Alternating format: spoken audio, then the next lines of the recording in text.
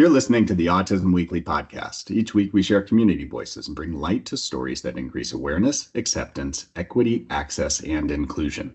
If you haven't already, subscribe to join the Autism Weekly family. I'm your host, Jeff Skibitsky. This week, we're excited to welcome Dr. Rachelle Campbell to the podcast. Dr. Campbell is an assistant professor of special education at the University of Missouri, specializing in culturally responsive practices and interventions for minoritized students in underserved communities. Her research focuses on reducing exclusionary discipline practices and enhancing student-teacher relationships to improve academic, social, emotional, and behavioral outcomes. Welcome, Dr. Campbell. Hi, thank you so much for having me. Well, thank you for coming on. And you know what? This is like perfect timing because in a month or so, we're going to have a lot of children going back to schools. We're going to have a lot of parents that are going to be put in situations where they're going to have to start their advocation role, where they're doing a lot of advocacy for their own child. And I think talking about some of these subjects in advance is going to be absolutely empowering for everyone. But before we go there, one thing I love to be able to do is to understand where the passion of the work that you're doing comes from. So you are really involved in the school systems, and you're involved with behavioral work, and you have some work in your history that has focused specifically on autism. So where do those three things converge? Where do those passions start? You know, kind of what sparked my interest was early in my master's program. My background's in clinical psychology. So I got my master's in clinical psychology from North Carolina Central University, and I did my practicum experience there in the college counseling center. Which was a very interesting and enlightening experience. I actually had the opportunity to encounter a number of college students that had autism. And in doing so, I realized that these students had very unique strengths, but with those strengths, they also had a number of challenges. And so the complexity of the needs that they had for our counseling sessions and continued supports um, really pushed me to be able to want to impact students and children with disabilities and figure out how to make their experiences more positive so that it could, motivate them.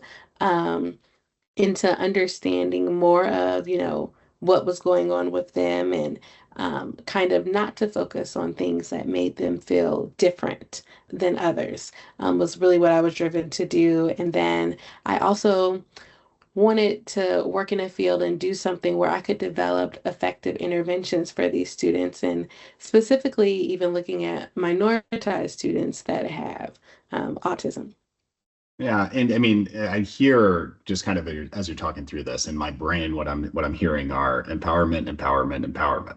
It's how do you make sure that everybody from those college students that you were able to see when you're at Yes. North Carolina Central, it's that idea of, everybody's got unique skills, everybody's got unique talents, and how do you help everyone to achieve those goals and create a community around them that sees everyone with value?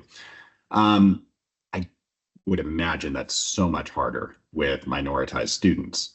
So, what are some of those unique challenges that minoritized students in underserved communities face as far as their lack of empowerment, lack of support, lack of resources, and lack of understanding of those who are working with them?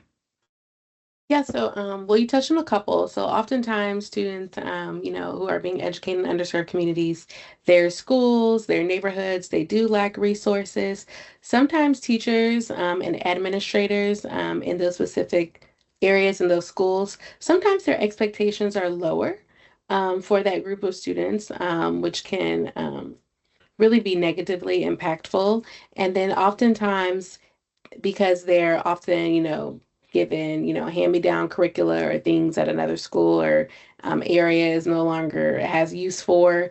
The curriculum that they are provided with normally is not culturally relevant for that population of students. And then oftentimes, people can feel like just because the teachers may look the same as their students, like maybe of the same race or ethnic group, that there's um, automatically some sort of, um, you know, identity link or like understanding that they're going to get from the teacher. But honestly, if a teacher, regardless of their race or background, if they haven't been taught culturally responsive practices, if they haven't been taught the strategies to help validate students, looking at the different identities of these students' families, um, ways to promote inclusivity, for students with disabilities, without disabilities. Um, Also, if they're not aware of how to tailor their instruction to fit the unique needs of their students. So taking the resources that they are provided, but then making adaptations and modifications to it so that it's applicable to the group of students that they're working with. If they're not able to do those things, then they're just not going to foster the appropriate inclusive learning environment. And if you're not able to do that, then children will often feel unsafe. They perhaps will feel misunderstood, and they won't feel valued in that space. Yeah, I mean, without value, it almost encourages underperformance, I'd imagine, across the board, is that if you don't feel like you have a role, a place, safety within that environment where somebody trusts you, is Absolutely. that ultimately you're not going to be your best self. But you had mentioned the value of teachers. I would imagine this goes to practitioners outside of the school, and then also for administrators, of understanding their community, understanding the diversity of their community, and being able to really work with the family unit to understand their values and how they best can support their child and how the teacher can support them in the classroom.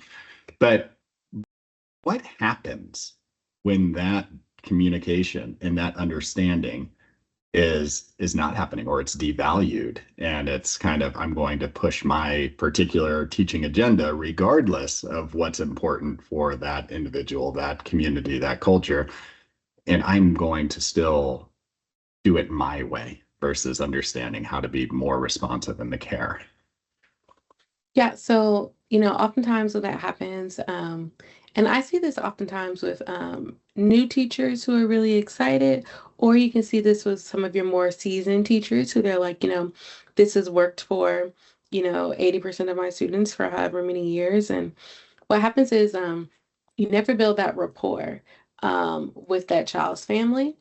And if you cannot get the family support, any issue that you have with that child, whether it be academic, behavioral, social, or emotional, if you don't have the support of that family or whoever is in charge of caregiving for that particular student, you basically have a hard task on your hand the entire school year. You have no one that you can turn to help further the supports that you want to put in place for the child. You really have no one that you're able to turn to help you identify with the child, because when you chose to make the statement like you know best, and to have that deficit based approach with that child's family where they're beneath you, Mm-hmm. as you being in the profession as the teacher, you're on your own.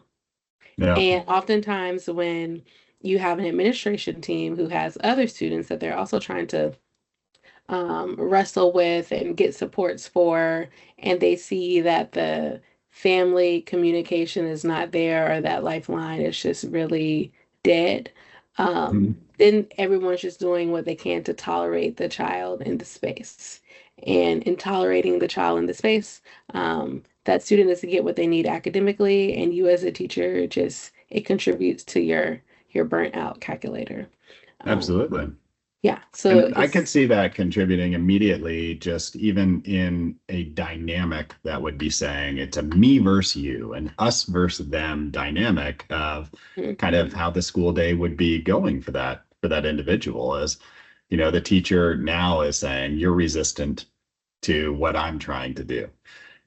Or this group of students is going to constantly be hesitant or unwilling to adapt to my teaching methodology versus it kind of being the other way around, where it's, I at times need to be flexible to being able to get there and teach that learner. When you have, the culturally or linguistically diverse learners, how, and I guess we'll start on a systems and then move to an individual level, but how do you really care for them within the school setting in a way that you're helping them to achieve all their goals? And maybe we can talk broadly in a system setup first. I would say the first thing to do to care for this group of students broadly is you have to understand, their identities. And in doing so, um, you have to realize that in understanding their identities, you're also understanding their culture. And their culture is not just like Black culture, Latinx culture, or hip hop or sports or whatever it is. Their culture is like what's happening in their family ecosystem at home. So, is the culture of your family life one where you hear the word no? Is this a word that you hear often? Asking, their families, do you tell this child no often? How do they respond to the word no? Especially like post COVID, like a lot of parents trying to work at home, trying to work through the pandemic. It's just like whatever to make you be quiet so I can do what I need to do on my computer. So hearing the word no is maybe something that students haven't heard a lot. They've heard like not right now, later, give me a few. So a teacher really needs to understand like the first time that a student's going to be hearing no and we're going to stick with no, like might Mhm. be in my classroom. The other thing that we have to understand is where does education fall in this child's family culture? What other responsibilities are placed on this child? So understanding that, okay, you have a fourth grader. Okay, you would think like, okay, this child is 9, going on 10. Seems that they should pretty much be a kid. But maybe we find out they have three younger siblings and they're already doing a lot of like teenager, adult like Mhm. responsibilities. And so maybe when they get home, the first thing they do is not sit down and take out their book bag and what it is that you have assigned for them to do that night. Like they got to make sure that like everybody gets off the bus or like everybody is settled while whomever might be getting ready to go to work or might be settling in from work and then has to make sure there's a snack for everybody and then they get a Mhm. snack. And so maybe by the time it's time for them to do homework, they never do it because they're tired and they're going Yeah. to bed. So understanding if like when the time, what time of day that it might occur that they may have time to focus on your out of school work. Like, is it already like 9:15 at night? Is it already 9:30? So having these conversations in the beginning with your families when you're just saying like, I'm just trying to get to understand your home life culture and like how school and our class fits in that ecosystem. And this is a way to keep parents and guardians like off the defense because Mhm. you're coming to them asking about what's happening in their space without saying, I'm asking you this because your child is this, or your child is a deficit at this, or they're not great at this. Like everything is on a baseline, evil, like a even playing field. Mhm. And so it's really important to have these understandings in the beginning so that you're not asking them when a parent feels like they need to be defensive.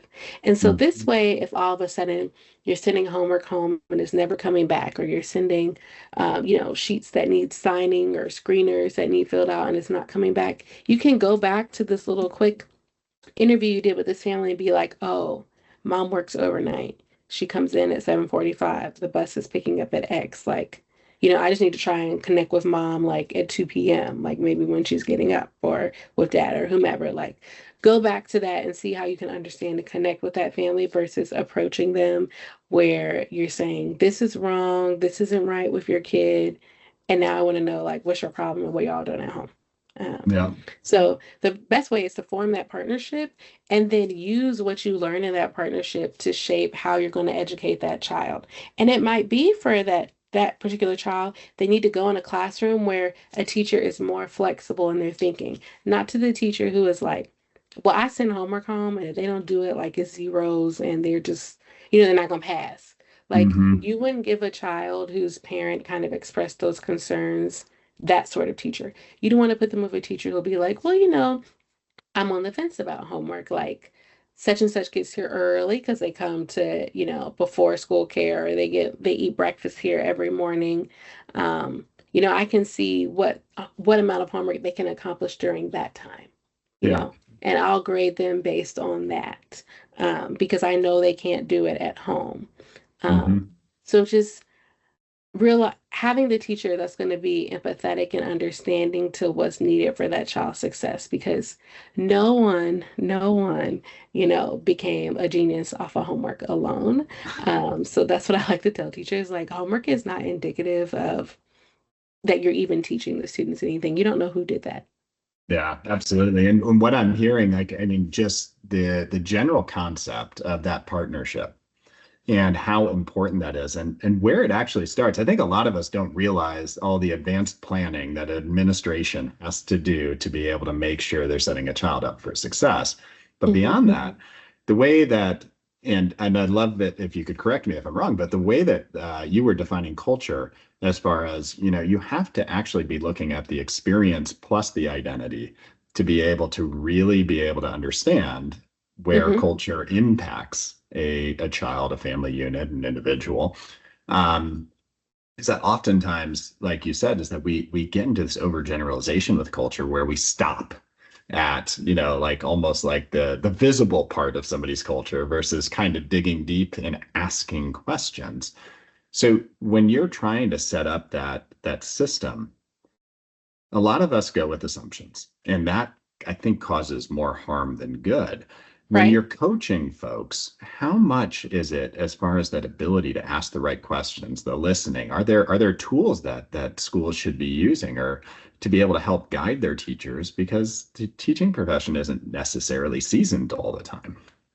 Yeah, so the first thing that I like to tell schools, like when they ask like how we can talk to teachers about this, is a training on just really how you talk to families is really important. And body language, tone of voice, all of those things are a part of the conversation. And so those are things that, at least in communities of color, that people really pay attention to. And sometimes they pay more attention to your body language, your tone of voice, how you're looking at them. They pay more attention to that sometimes than what's coming out of your mouth, because it gives them overall vibes about like how you perceive them and how you feel about them. So I like to explain to teachers that we have to be very careful about our disposition, and making sure that you're sincere, with these families. They'll respect you a lot more for saying, you know, I was a little uneasy about coming to you, like even trying to talk to you, because I just have felt kind of off put. They would respect that more than you being like, hi, how are you doing? I'm so glad that Zahir is in my class. Like, Hmm. when no, you're not happy Zahir is in your class because you heard Zahir is blah, blah, blah. Like, they'll respect it a lot more if you go like, I've heard that Zahir has had some challenges with some other teachers here. But you know what? I want to work to change that. And to do that, I'd like to ask you some questions, just understand a little bit about you guys' culture at home and like how I can implement some of these things into the classroom so that Zahir feels safe and welcome in this space. Um, Hmm. so they'll respect that a lot more than you being like fake, genuine, Yep. because people can sense that. So I like to tell them, just be genuine in how you talk to families, guardians and parents, and that's one way to begin to build respect, because when you're genuine, then they too can say like, yeah, like, I almost didn't want to send him back to this school, but it's a school in this district, and so I do want him to have a better year. I do want this, so that you both can start in a place of building. Hmm. So that's the first thing. The second thing is, for schools that are less white, I try to warn them of being very heavy on behavioral screeners, um, that past teachers have filled out without teachers being aware of implicit biases that they may have. Um, Hmm. and so I tell them, like, when you're working with students in an underserved community, they are not all the same. Like you are going to meet some students who are hiding from gunshots by like immersing themselves reading books every night and they can read really well. And then you're going to have some kids who are out, trying to figure out like, how they can be a part of this group so that they can feel protected. Like everyone has a different space that they're coming from. So don't ever just group them all together and just feel that they're Mhm. all alike. So treat each child like an individual case. And sometimes that's easier said than done. I get that for teachers, especially when they're trying to work with students around their ability levels. But I just tell them like it's really important to see them all as individuals, even though they might all live in this project that's surrounding the school. And then siblings is something that you see more so in schools and underserved communities. Like there might be three multiple siblings, like in the school. Like there could be a head starter, a third grader, and a fifth grader, or they might Mhm. even all be back to back to back, like a year apart. Um, and so, granted, that gives teacher a notion about mom, about the number of kids that they've had back to back. But it's important, like, not to think all of those children are alike. Like, if the oldest sibling, like, maybe has caused some challenges, hopefully, we can get the resources that they need for that student to be successful, but don't automatically treat the other siblings as though they're the same challenge. Mhm. Um, and so oftentimes that takes work on the admin team to be willing to do some switch up with the teaching staff and like who's getting what student. Um, Mhm. and then having all teachers commit to doing the same sort of like familiar interviewing with their families. And then also being committed to having Meet the Teacher night that is at an effective time for that community, but maybe not necessarily an effective time for the end of your contract hours. So if you really want to connect with the families and you really want their support throughout the school year, because you're going to need it, Meet the Teacher at 3 o'clock might not work for this community. But you chose to come work, at this title school or if it's this marginalized school where like parents work till 6 o'clock. We Mhm. might have to have Meet the Teacher from like 6:30 to 9, like or something. If you really are genuine about wanting to make that connection. Yep. And oftentimes if we do these community polls and we have a community back to school event, um, you can start to get community supports, around the school. Like you can find out like who are the pillars of that community. Like, is it a potential like a gang leader? Is it a certain pastor? Is it a certain community center director? Like, who is it that these people in this community really look to for influence? And if you can get them on your side, as school teachers and admin, then you'll have a much more productive school year and flow of safety throughout your building if you can do that. Mhm. But to do that, we have to get out and, like I said, outside of those contract hours, begin to break down some of those walls of separation. And so it is a certain commitment that teachers and administrators take when they choose to go to schools in underserved communities because it's not going to be the same as someone across the track at a more affluent school where they walk into their class at 7 o'clock with their Starbucks coffee, and at 4:15 they're in their car like headed to the gym. Like it's not going to be like that. I mean, Go ahead. everything that you're describing there is that I'm sitting there and it's like, so if you are the teacher or you're the one that's kind of starting out that relationship with the family and the student, and you see yourself as the informer versus the one being informed through the process, is that you've already started down that wrong track. Is that Mhm. it sounds no matter what job you're in, no matter what walk of life you're a part of at that point, the most important thing to do is to stop, listen, and be informed before decision making. And Mhm. decision making needs to be collaborative. But I do understand that teachers they're stressed, they're overworked, they have at times way too many kids in their classroom.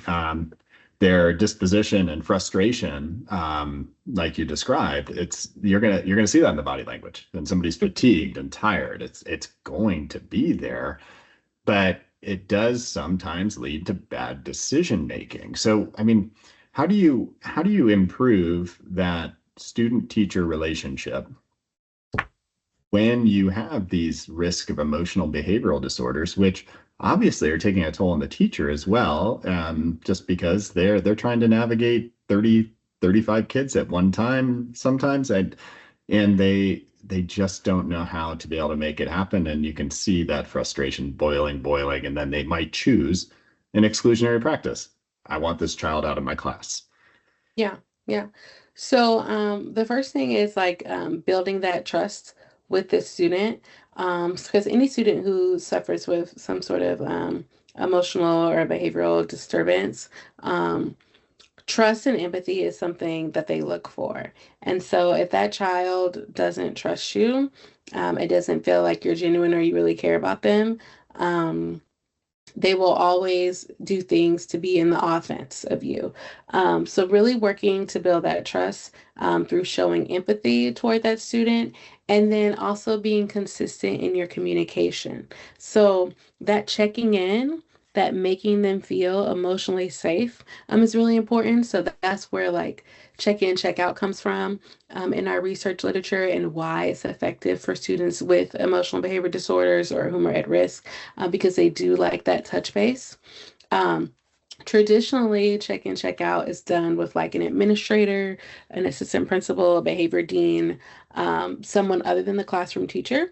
But I'm really focused on keeping that teacher student relationship intact or repairing it. And so I like the teacher to be the implementer of this check in, check out. So just being consistent in that.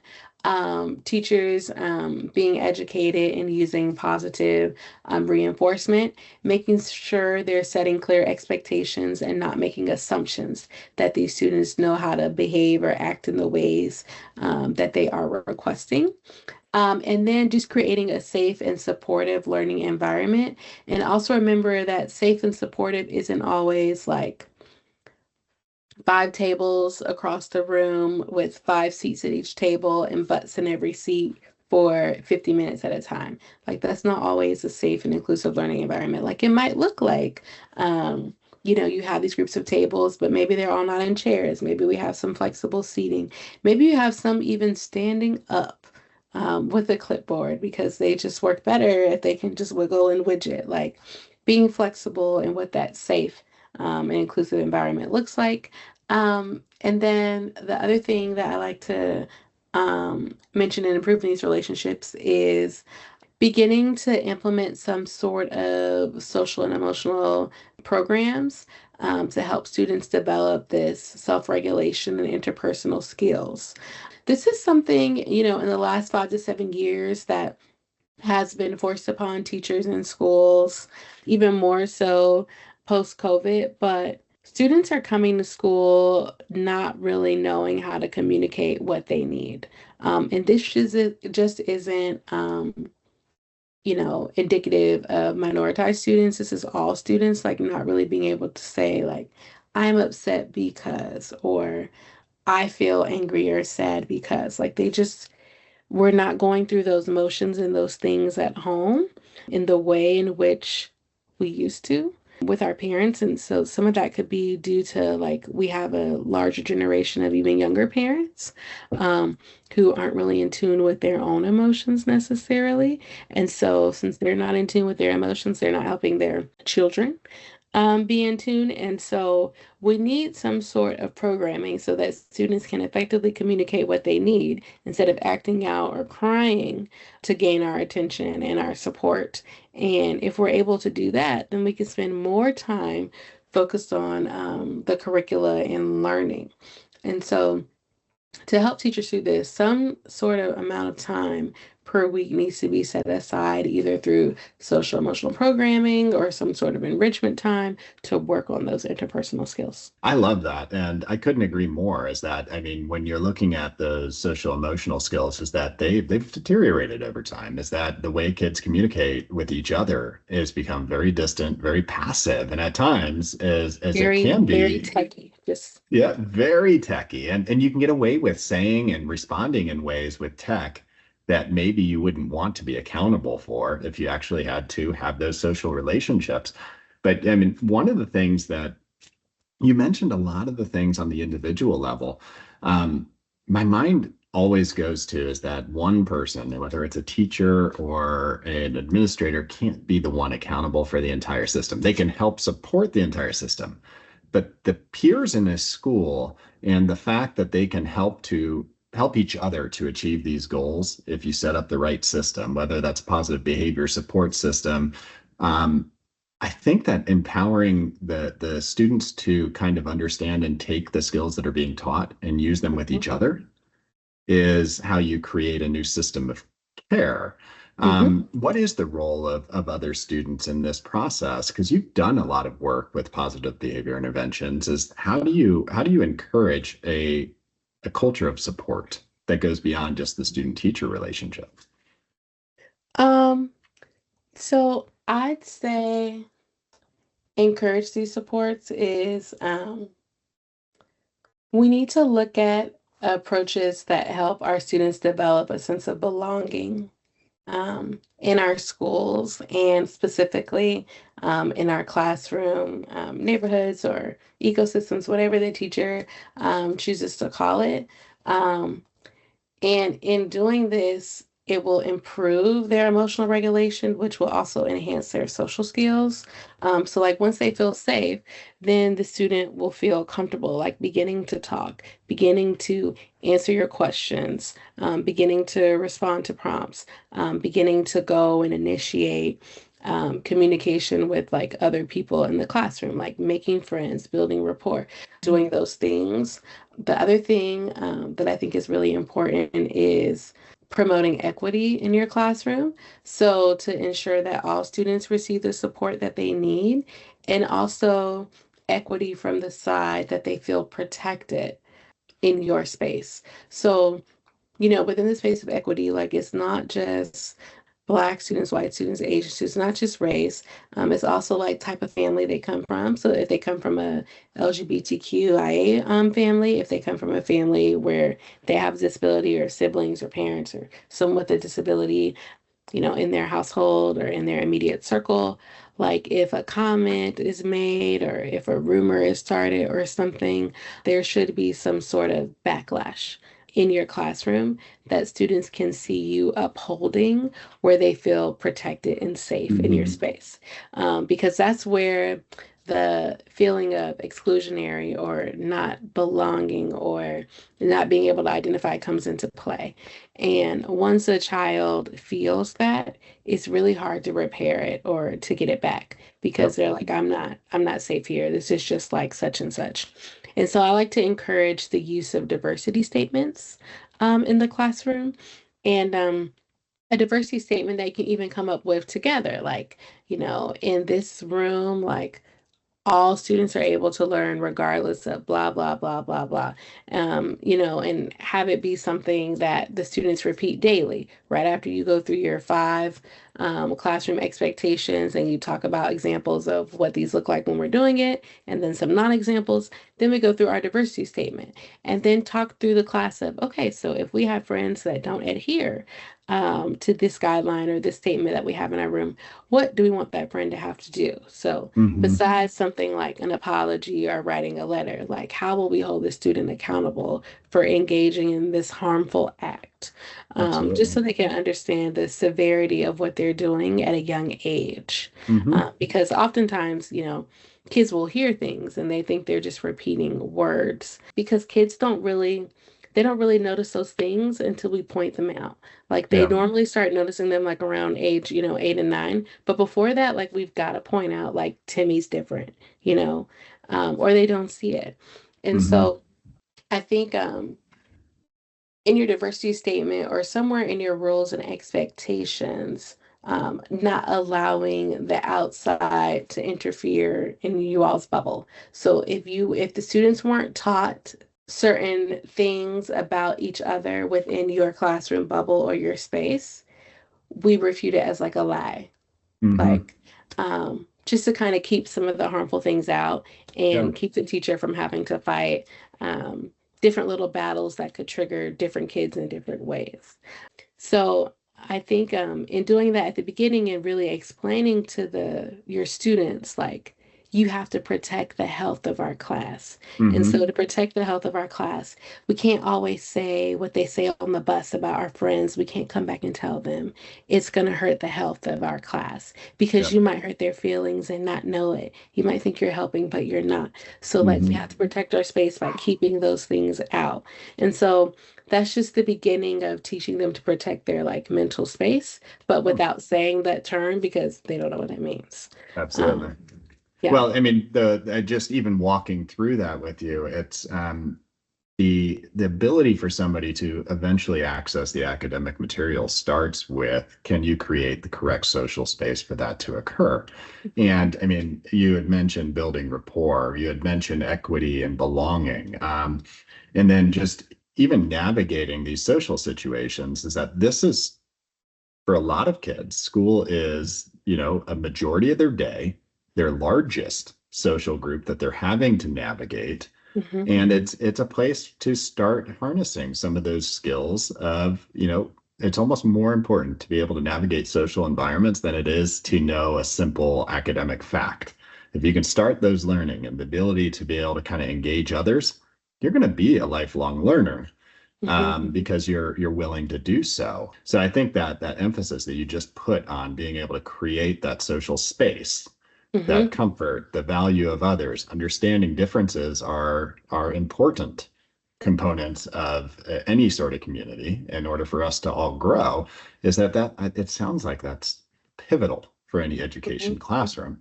Now, we've heard so much today that I would imagine this could be like a 5 episode thing, and we still wouldn't tackle everything. But we're going to have a lot of educators, a lot of administrators, a lot of parents that are going to wonder, how can I gain some of these resources? I need to start educating myself and others around me on the value of implementing this within my school. What are some of the resources that you'd be recommending? Yeah, so the first, of course, I want to recommend pbis.org, which is put on by the partners and directors of the National Center on PBIS, which is actually funded through the Department of Education. So they put out a lot of literature and guidelines, or I should say, to help schools and districts assimilate themselves in school-wide PBIS, as far as tools, resources, how to get started, and also different information that you need to know as a parent if you are in a school or district that says this is a way that we're going about things and you want further understanding. Another one is the Collaborative for Academic, Social, and Emotional Learning. So CASEL.org, CASEL.org. It can tell you some of the basic competencies of social emotional learning. So, looking at that self awareness, social awareness, responsible decision making. So, looking at those different components and how you can work with your child or your children on those strengths at home, and even how you can talk to your child's teacher about it should you need to. Another thing that I'd like to recommend is the book called The Brain by Zaretta Hammond. You can get that on um, Amazon. It's called Culturally Responsive Teaching and the Brain by Zaretta Hammond. But this is a good resource, I think, for teachers or educators or parents who are kind of interested in some of the readings that educators might be participating in. But I think this is a very good sort of like book club reading for teachers to kind of get an understanding about why there are different ways that we need to teach and why these different approaches work in different ways for students from different backgrounds, especially for those of us who've kind of gotten like boxed in and comfortable. So I think that's a really good book. And also, in doing a lot of this work, like understanding our own implicit bias is really important. So, another book called White Supremacy and Me, I'd recommend reading that book. It's written by a white woman, so it doesn't come from a place of harm or a space where, white teachers or administrators may feel attacked. However, there might often be moments of conviction in reading that text, but I think sharing that text with your colleagues of color and having some guided discussions, which there are many now that you don't have to come up with it on your own, but there's many that you can just get off Google for free to have some guided discussion with your colleagues of color and with other colleagues, just to help make some of the connections and maybe break down some of the walls, not only that you've had with families or with students, but that you may have even had with some of your colleagues, because we do need the support of our um, collegial staff, so like other teachers in your grade level. You at all times we all say the wrong thing. So something could have come up that you've said about a student, and you really didn't know how to like backtrack and like clean it up, and vice versa. They could have done the same thing.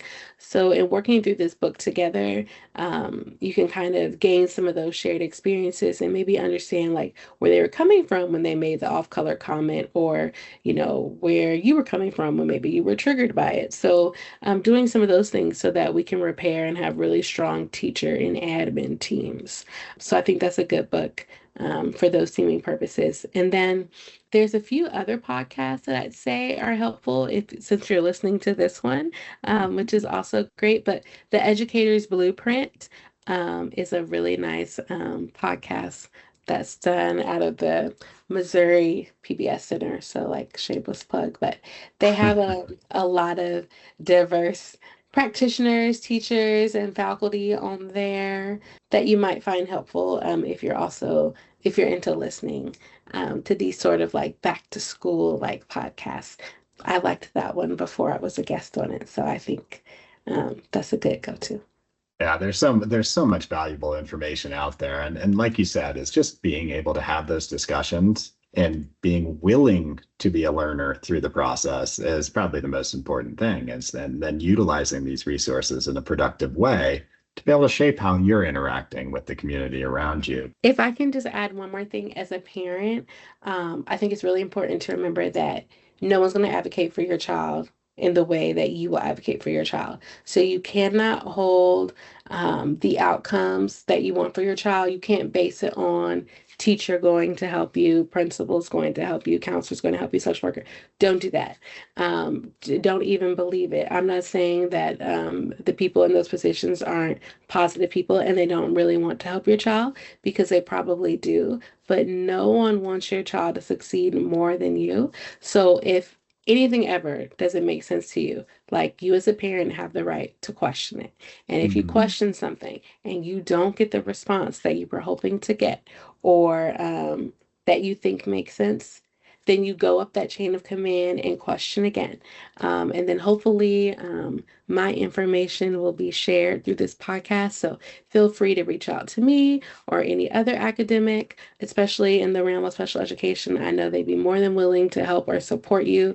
We all do check our emails. Response times may be a little slow, but I'm sure they'll read it and respond to it. So just reach out if you need further help or resources, or you don't understand something. Don't allow someone to tell you like this is the end of the road or this is all we can do, because it's simply not true.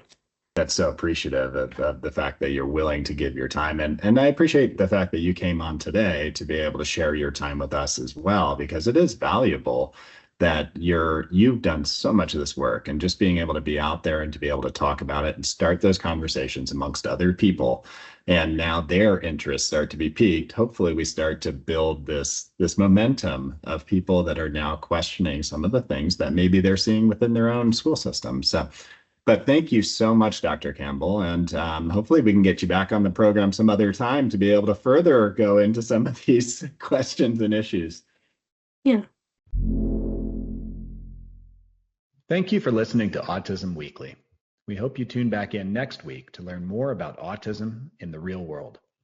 Autism Weekly is now found on all the major listening apps, including Apple Podcasts, Google Podcasts, Stitcher, Spotify, Amazon Music, and more. Subscribe to be notified when we post a new podcast. Autism Weekly is produced by ABS Kids. ABS Kids is proud to provide diagnostic assessments and ABA therapy to children with developmental delays like autism spectrum disorder. You can learn more about ABS Kids and the Autism Weekly podcast by visiting abskids.com. Thanks for tuning in. See you again next week.